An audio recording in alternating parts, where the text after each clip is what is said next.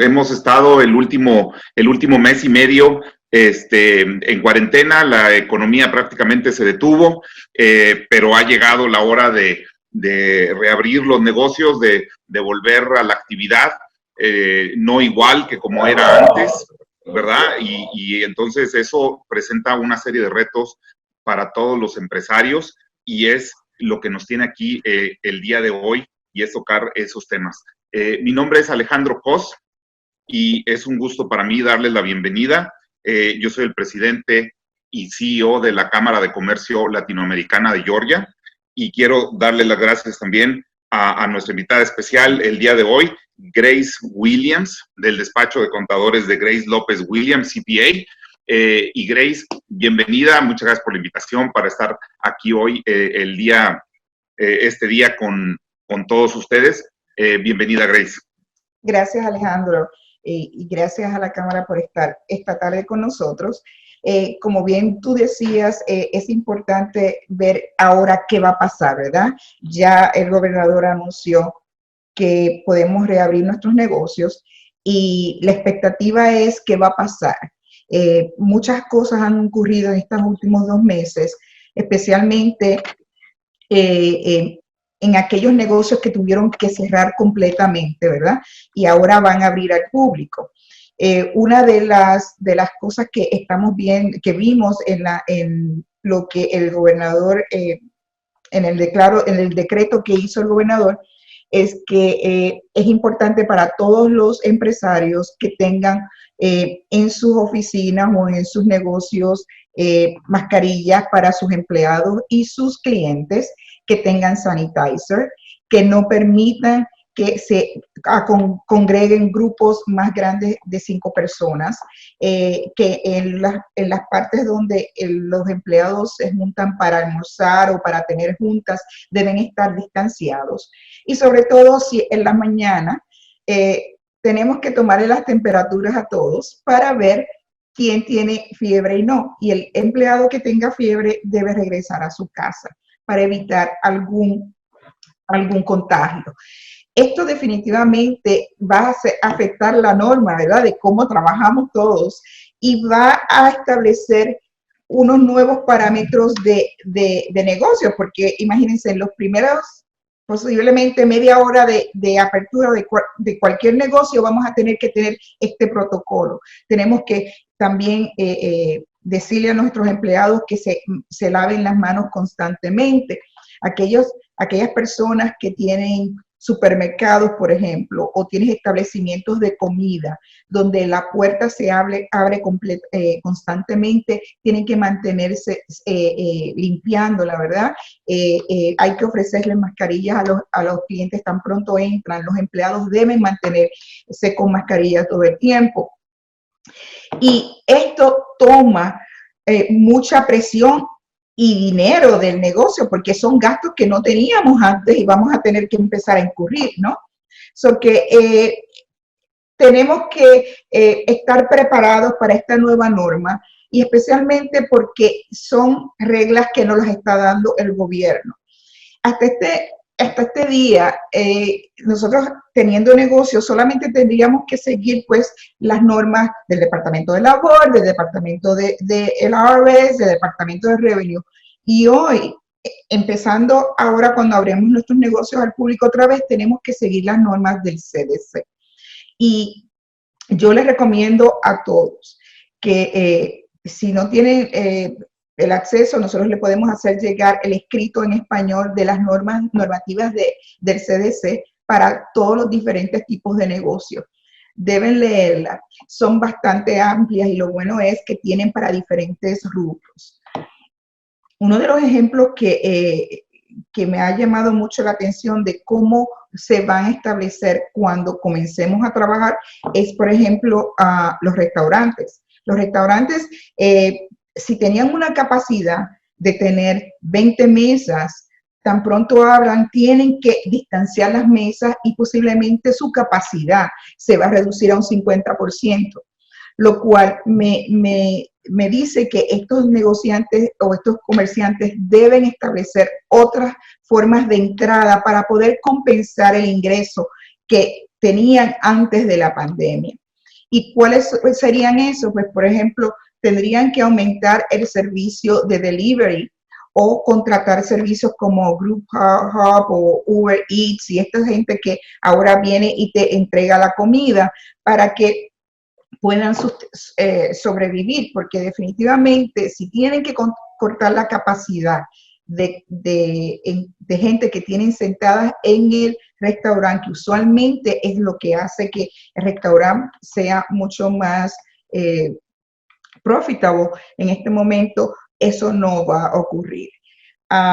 Grace, creo que has dado un muy buen ejemplo. Con esta pandemia, un día nos dieron la orden a partir del decreto del gobernador prácticamente de un día para otro de cerrar los negocios y ahora con la reapertura hay todas estas reglas, ¿no? Que van a tener un impacto en el costo y en la operación del negocio. Pero una de las cosas que yo he escuchado, y no sé tú qué has escuchado de tus clientes, es precisamente pues el proceso de prepararse, ¿no? Y estar listos para abrir. Todavía muchos no han abierto. Precisamente porque están en el proceso de prepararse, de llamar a los empleados, en algunos casos los despidieron, entonces volver a contratarlos o encontrar gente, etcétera. Pero algo que una de las medidas que se han tomado es que se aprobaron algunas leyes que le dan unos nuevos derechos a los trabajadores, ¿no? Y que ahora se han enfrentado algunos de los empresarios al querer volver a contratar o si no los despidieron a sus trabajadores y únicamente les dieron lo que se conoce como el furlong, ¿no? Que los mandaron a descansar a la casa sin sueldo, pero continuaban siendo empleados de la empresa, algunos de ellos recibiendo unemployment, ¿no? El seguro de desempleo. Pero, ¿qué pasa ahora con ese reto y los nuevos derechos que la ley les ha otorgado por esta pandemia? Mira, es una buena pregunta. Primero, el empleador o comerciante tiene que, se le ha dado la encomienda de salvaguardar la salud de sus empleados. Por eso es que es importante de que si llegan y tienen fiebre, los descansen. Si algunos tienen miedo de regresar a trabajar, ya sea por contagio o porque han estado expuestos a un familiar que está enfermo o porque no tienen quien le cuide a los niños. Estas tres razones, el gobierno nos ha dado unos créditos contributivos donde el salario que se les pague a esos empleados por el tiempo que decidan, ya sea por enfermedad o porque los niños no están en la escuela y no tienen quien les cuida, hasta 8 semanas, entonces el empleador tiene el dinero por medio de un crédito contributivo o aquellos que recibieron el PPP, el loan, ¿verdad? Tienen el dinero o tendrían el dinero para cubrir esa necesidad. Ese es uno de los propósitos por los cuales se dieron estos préstamos, para que el negociante tuviera un poco de flujo de caja para poder hacer este gasto extraordinario, porque esos empleados que no quisieran ir o no pueden ir, tal vez los tengamos que reemplazar con otros, o sea que eso es un costo adicional y por eso el gobierno nos está reemplazando eso. Ok, y nada más para quedar claro, lo que la ley, estos nuevos derechos y digo nuevos porque no existían en la ley y se agregaron ahora precisamente por esta pandemia, pero si un trabajador simplemente no quiere ir a trabajar porque tiene miedo, esa no es una causa que está incluida en la ley. No está incluida. Tiene que ser que esté contagiado, ¿verdad? Que tenga un familiar inmediato que necesite la persona cuidar de él, o que sus hijos estén en la escuela, no estén en la escuela porque el condado o el estado ha cerrado las escuelas. Esas son las razones por las cuales el empleador tiene que pagarle el salario a una persona. Y déjame reiterar, Alejandro, que son las primeras 80 horas de una persona de haber estado enferma, se van a pagar el 100%. Si la persona no está enferma y está tomando cuidado de un enfermo en su casa o de sus niños, el crédito es del 66% del salario bruto de esa persona en una semana. Sé que no es que van a tener dólar por dólar un crédito.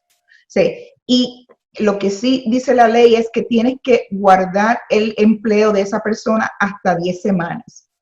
Si en esas 10 semanas la persona no regresa, entonces, y no nos da explicación, pues entonces tú no tienes por qué mantenerlo en la nómina. Ok. Y evidentemente si alguien presenta síntomas, ¿verdad? Pues también estaría incluido en este supuesto, Sí, ¿no? si está enferma la persona, pues sí, las primeras 80 horas se les paga el 100% y luego hasta 10 semanas el 66% de su salario. Ok. Y no pudiera regresar. Y entonces, la ley contempla un crédito fiscal que es como que eso va contra el impuesto que tiene que pagar la empresa sobre sus ingresos, ¿no? El income tax. En realidad, el crédito va en contra de los gastos, el pago de payroll, de nómina. Ok. Es un crédito contributivo en cuanto al pago de nómina. Ahí es que viene. No, el income tax todavía no nos están dando ningún incentivo contributivo. Todo lo que hemos visto es para el tipo de nómina, para que se pueda mermar el gasto que se hace de pago mensual o semanal de nómina. Sí, porque viéndolo desde el punto de vista de una empresa, ¿no? De un empresario, pues le van a tener que estar pagando ahora el sueldo a alguien que no está trabajando y de todas maneras van a tener que tener a alguien ahí trabajando, ¿no? Entonces el gasto se va a incrementar. Entonces no va a haber que esperar a fin de año o a principios del año que entra, sino en estos próximos pagos que se tienen que hacer al impuesto sobre nómina que se le retiene a los empleados, ahí es donde se va a recibir el crédito. Sí. Y se puede pedir hasta un anticipo de ese crédito o se puede optar por no pagarse, cualquiera de las dos, para que el comerciante tenga la oportunidad de retener ese dinero, ¿verdad? Porque lo va a necesitar para otros gastos. Claro, ahorita vamos a hablar un poco de los retos que están enfrentando las empresas, los empresarios, pero evidentemente el efectivo, el tener los recursos, ¿no? Para continuar operando, para pagar todo esto, después de un mes y medio que muchos negocios estuvieron cerrados, pues es un reto importante, ¿no? Yo escuché por ahí que el IRS iba a permitir, iba a tener un poco de paciencia, por decirlo de alguna forma, para ese pago de las retenciones. ¿Es correcto eso o cuál es Sí, lo que hemos oído del IRS y todos los pronunciamientos es que van a estar mucho más laxos en lo que es las penalidades e intereses por el hecho de no pagar, ya sea a tiempo o no pagar el payroll tax, ¿ok? O el pago de la nómina. ¿Por qué? Porque uno de los propósitos de estos créditos y estos incentivos contributivos es que mantengamos al personal trabajando. Obviamente, el hecho de que hayan 20 millones de ciudadanos americanos recibiendo el desempleo no ayuda a la economía. Que aquellos que continuamos trabajando, se nos pide, ¿verdad?, que continuemos pagándole a las personas para que puedan seguir evolucionando en la economía. Y esa es una de las razones por las cuales se otorga el PPP. El PPP es para que se le dé dinero en las manos a los empleados para que continúen pagando sus gastos. ¿Okay? Y realmente tienes razón ahí en lo que dices, la intención del gobierno en prácticamente la mayoría, o si no es que todas las acciones que se han tomado, bueno, la mayoría de las acciones que se han tomado es que los trabajadores, los empleados continúen recibiendo un ingreso, ¿no? Que la gente continúe recibiendo un ingreso. Uno de ellos fue el PPP, este incentivo fiscal. Obviamente esta ley que ahora obliga a los patrones a pagarles, continuar pagándoles el sueldo a la gente que está enferma o bueno, en los casos que ya mencionaste. Y y el efecto precisamente es que la gente continúe recibiendo un ingreso. Así Pero es. otra de las cosas que se agregó en la ley fue el seguro de desempleo es algo que cada estado lo determina, ¿no? Y el porcentaje que se paga, etcétera. Entonces, aquí yo vi dos cosas. Una, el estado de Georgia flexibilizó un poco para que ahora el patrón pidiera el desempleo de los empleados que digamos, los que tenían el famoso furlong, ¿no? Los que mandaron a descansar a la casa continuaban siendo empleados, pero ahora, pues como no estaban trabajando, se les pagaba. Pero entonces el gobierno federal, en el CARES Act, agregó una cantidad a ese seguro de desempleo, creo que de hasta $600, una cosa así. Y entonces eso hemos escuchado por ahí que ha tenido un efecto positivo para la gente, que ahora está recibiendo más dinero de desempleo que lo que recibían cuando estaban trabajando, pero el efecto negativo pues es que ahora no quieren regresar a trabajar porque pues eso va a causarles una pérdida de dinero, ¿no? Entonces ahí cuál es la situación y qué es en un momento dado lo que el patrón puede hacer. Lamentablemente, en este caso, el patrón está de manos atadas porque no hay forma que tú puedas obligar al empleado a regresar a trabajar, ¿ok? Y sobre todo en este estado donde el empleado es at will, eso quiere decir que tú lo puedes despedir en cualquier momento. Si él decide no continuar trabajando contigo y utilizar el desempleo, puede utilizar el desempleo indefinidamente. Bueno, hasta ahora que lo extendieron por 4 meses, pues pudieran esas personas recibir su desempleo hasta 4 meses. Y el empleador no puede hacer absolutamente nada. ¿Okay? Y pero eso es en los casos en los que se despidió a los trabajadores, ¿verdad? Así es. Okay, así que la relación laboral se terminó. Pero si hubo un furlong o se les redujeron el número de horas, no sé, se me ocurre, por ejemplo, volviendo al caso de los restaurantes, y creo que es un caso que vamos a tocar mucho porque, como tú bien sabes, es una de las industrias donde muchos latinos y latinas han abierto negocios, ¿no? En el sector de alimentos y bebidas, en la comida. Entonces, algunos restaurantes obviamente tuvieron que cerrar su comedor y pasaron únicamente al servicio para llevar o al servicio de entrega a domicilio. Y entonces el número de personal que tenían ya no lo necesitaban, algunos los mandaron a la casa a descansar sin haberlos despedido, otros les redujeron sus horas porque pues ya no era evidentemente necesario que trabajaran tanto tiempo. En ese caso que la relación laboral continúa, ¿cuál es entonces el recurso del patrón? Digo, porque ellos, al haberse visto reducido su ingreso, pueden aplicar al desempleo y continúan recibiendo pues un ingreso, ¿no? Entonces, ahí, ¿cuál es la situación en ese caso? En ese caso, el empleador tiene el derecho porque controla la relación patronal con ese empleado de decirle al gobierno todas las semanas qué grupo de personas se incluyen en el furlough y cuáles no. ¿Ok? Entonces, si hay un grupo de personas que han sido furlough por un mes, ellos van a estar recibiendo el desempleo, pero el empleador controla eso. ¿Ok? Mientras la persona siga activa en el trabajo. ¿Por qué? Porque la mitad la paga el empleador y la mitad en algunos casos la paga el desempleo. O sea, todavía hay una relación patronal ahí. ¿Ok? Porque esa es la diferencia. Ah, bueno, excelente. Entonces, si despedimos a Juan y ya no es nuestro empleado, pues, y le llamamos para que regrese y Juan no quiere, no lo podemos obligar, pero si no lo despedimos y continúa siendo nuestro empleado, entonces sí, Juan perdería el desempleo si se rehúsa a regresar, ¿no? Porque entonces sí se terminaría la relación. Se termina la relación. El empleador controla esa situación, en realidad. Ok.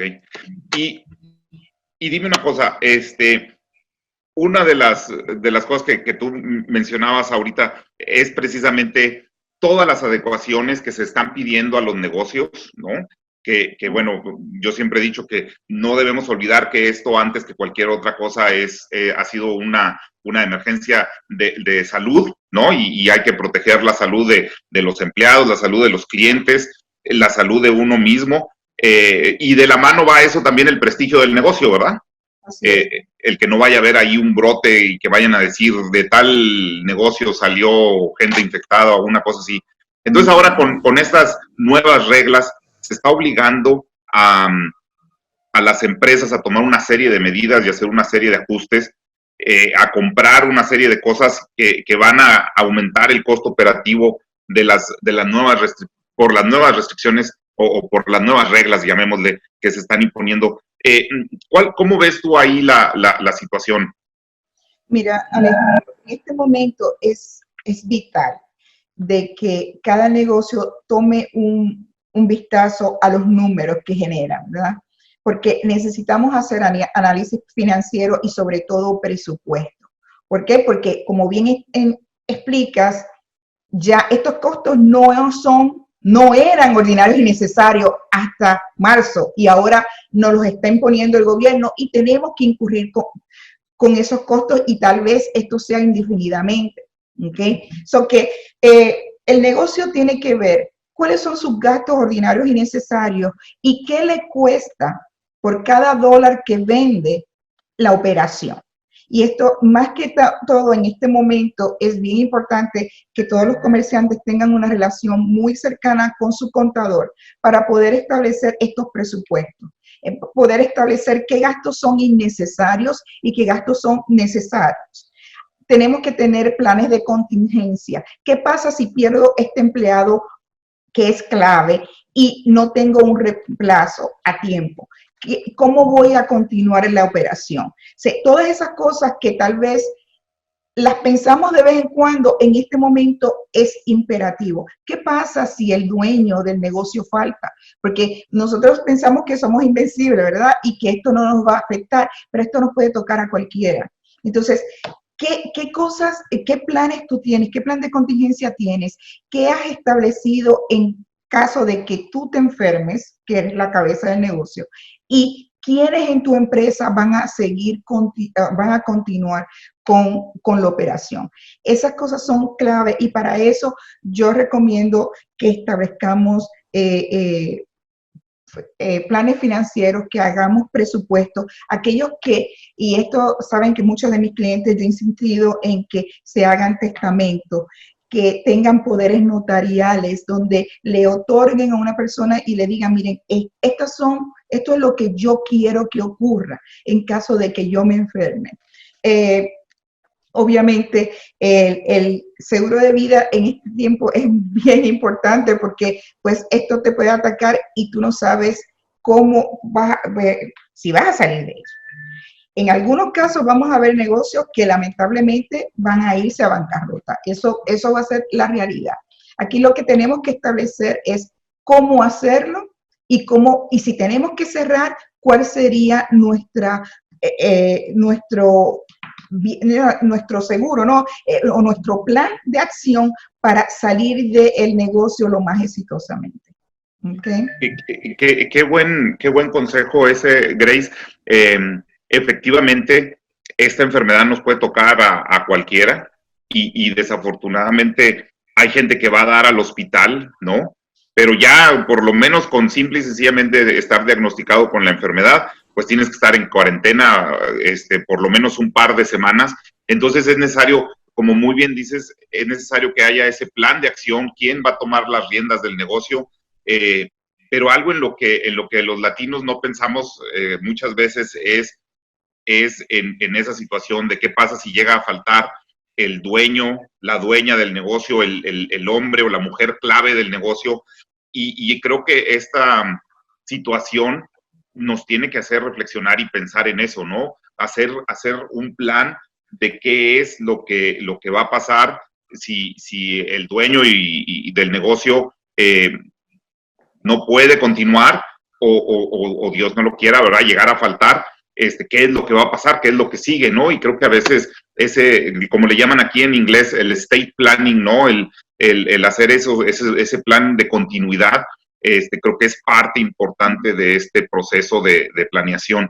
Y creo que la otra cosa es muy cierto, yo creo que a veces vamos a tener que ser muy fríos analizar la nueva realidad del negocio y ver si el negocio continúa siendo negocio, ¿no? Y si no es ya negocio, o si ya no es el negocio que nosotros esperábamos, entonces, o al que estábamos acostumbrados, entonces, o hacer los ajustes necesarios, como tú decías, ¿no? Reinventarse, ver qué opciones hay, o crear un plan de salida para que, si es necesario cerrar el negocio, pues sea en nuestros términos y no que nos acabemos todos nuestros ahorros tratando de mantenerlo a flote y al final lleguemos inevitablemente a tenerlo que cerrar. Así es, Alejandro, y sobre todo el negociante, eso es algo que nos aterra porque los negocios son nuestros hijos y nosotros vamos a tratar en todo momento de rescatarlos, pero ¿cuándo es ese momento donde tenemos que decir hasta aquí? Y la única forma que yo puedo ayudar es estableciéndolo con números. O sea, ¿hasta dónde puedes llegar?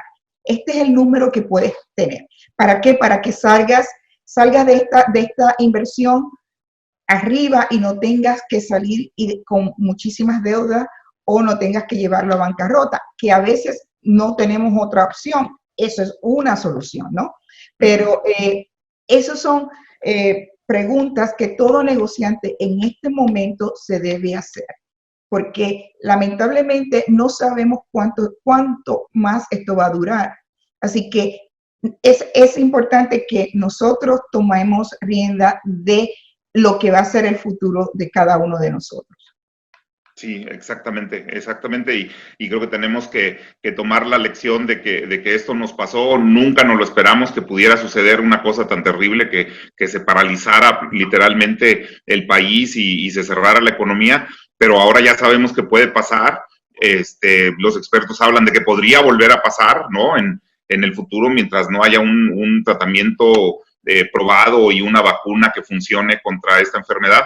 Entonces creo que no solamente es planear la reapertura del negocio, sino también ver a largo plazo y saber que una cosa de estas pues, pudiera volver a suceder. Grace, nos quedan un par de minutos solamente. ¿Alguna recomendación final? Nosotros siempre decimos que hay que consultar a los expertos, ¿no? Hay que consultar a su contador y obviamente pues ustedes conocen a Grace y nosotros, Grace es socia de la Cámara, muy activa en la comunidad latina por muchos años, una de las mejores contadoras en nuestra comunidad y me gustaría preguntarte si hay algún consejo final que pudiéramos darle a la gente que nos está escuchando el día de hoy. Sí, claro, claro que sí, Alejandro. Como indiqué anteriormente, en este momento, todo negocio que ya recibió préstamos, ya sea el PPP o el que llamamos JAIRO, ahora viene la fase de lo que llamamos compliance. Tenemos que probarle al gobierno cómo utilizamos este dinero. ¿Por qué? Porque si la economía continúa de esta forma, es muy posible que haya una segunda ronda de dinero. Y si no utilizamos el dinero sabiamente y lo utilizamos para lo que se nos indicó, cuando venga la segunda vez, entonces no van a poder participar muchos de estos negocios porque no utilizaron correctamente los fondos que le dieron. Así que aquellos que, yo sé que algunos de mis clientes me están escuchando, ya recibieron los depósitos, tenemos 8 semanas para aquellos del PPP para poder prácticamente gastar el dinero. Y luego de esas 8 semanas hay que someterle al SBA un documento donde se le establece cuáles son los gastos que se utilizaron, en qué se utilizó el dinero. Si el 75% de ese préstamo no se utilizó para nómina, entonces el dueño del negocio será responsable de un préstamo al 1% por 2 años, que comenzaría a pagar en septiembre del 2020. ¿Ok? En contrario al otro préstamo que se llama el AIRO, ese préstamo no se comienza a pagar hasta mayo del 2021. No se le perdona ningún gasto a ese préstamo porque lo podemos utilizar en cualquier gasto del negocio, ¿okay? Y tenemos un término de 30 años para pagarlo. Así que muy importante que en las próximas semanas, aquellos que ya han recibido su dinero, establezcan un plan de contingencia, que se comuniquen con nosotros para que los ayudemos, ya sea un presupuesto, ya sea un plan financiero o simplemente a que nos digan cuáles son sus deudas y qué es lo que necesitamos, cómo necesitamos utilizar el dinero para que sea perdonada la deuda. ¿Okay? Bueno, ahora viene lo bueno, que es cumplir con las obligaciones a las que se comprometió uno cuando pidió ese préstamo, ¿verdad? Lo bonito es que aparece un día el dinero en la cuenta, pero creo que ahí es importante esa coordinación con su contador, y yo sé que muchos de tus clientes están ahorita escuchándonos, entonces creo que vas a tener una relación más cercana con ellos que antes. Grace, pues se nos acabó el tiempo. Solamente me gustaría preguntarte yo sé que también hay algunas personas que todavía no son clientes de ustedes y que necesitan asesoría. ¿Dónde se pueden comunicar con tu despacho? Sí, nuestros teléfonos son el 770-448-6020, o pueden visitar nuestra página de internet www.gwcpa.com. Ok, bueno, pues nuevamente, Grace, muchísimas gracias por esta valiosísima información. Le damos muchas gracias a toda la gente que nos acompañaron el día de hoy, y de mi parte, pues gracias también por la invitación a estar aquí el día de hoy. Espero que continuemos con esta serie importante de consejos y de información valiosa para los empresarios, y los invitamos a que nos escuchen en la próxima ocasión. Muchas gracias, Grace. Gracias a ti, Alejandro.